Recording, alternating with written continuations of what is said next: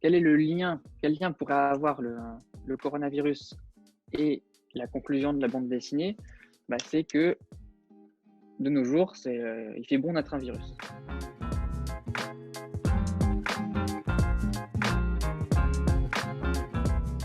Il y a la bonne moitié de mes travaux de thèse qui s'intéressent au rôle protecteur que peut avoir le microbiote en cas d'infection contre la grippe chez un modèle animal qui est le canard, qui est le réservoir des virus grippaux.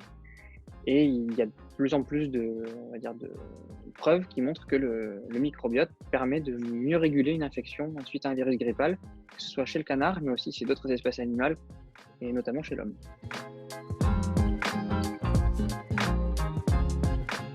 Au cours de ces derniers mois ou de ces dernières semaines, il y a une bonne partie de mes travaux de thèse qui finalement a été un peu mise entre parenthèses et qui a été remplacée par un peu de recherche sur le coronavirus qui cause le Covid-19, car on a la chance ici d'avoir un laboratoire de niveau 3 et dans lequel on a produit du coronavirus et sur lequel on travaille.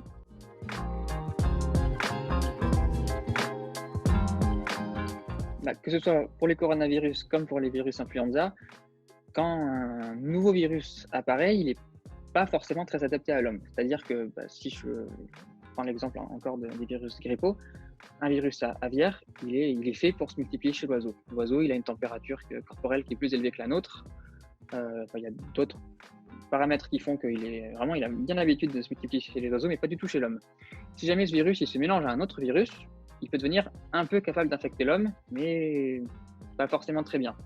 Et là, c'est probablement ce qui s'est passé aussi avec le coronavirus. Il y a un nouveau virus qui apparaît, peut-être en faisant intervenir un pangolin, ça on ne sait pas encore, mais il n'est pas encore très très adapté à l'homme. Et donc c'est là qu'intervient ce qu'on appelle un hôte intermédiaire, donc c'est une autre espèce. Pour les virus influenza, c'est souvent le porc, chez lequel ce nouveau virus va se multiplier, muter encore un petit peu, et c'est chez cette espèce qu'il va devenir bien capable d'infecter l'homme, et à partir de laquelle la pandémie va avoir lieu.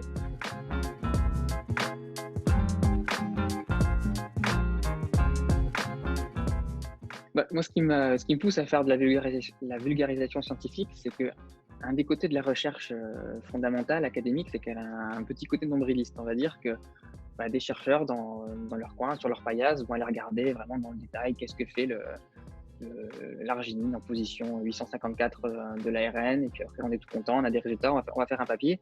Mais c'est vrai que ça va être un article scientifique en anglais qui va être dirigé vers vraiment une élite scientifique, des gens qui sont vraiment dans ce milieu-là, qui font que ça, qui connaissent que ça.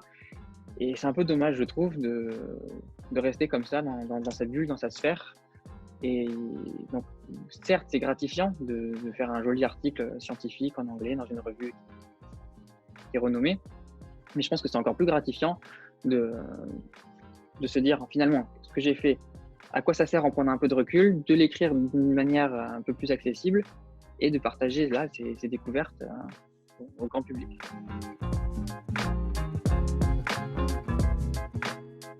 La plus grande difficulté, c'est de savoir quoi raconter, parce qu'on c'est évident une thèse d'université ne peut pas se résumer en 3 planches, il faut forcément retirer des morceaux, et donc il a fallu choisir ce qui était à la fois le plus intéressant, le plus facile à représenter, le plus facile à illustrer.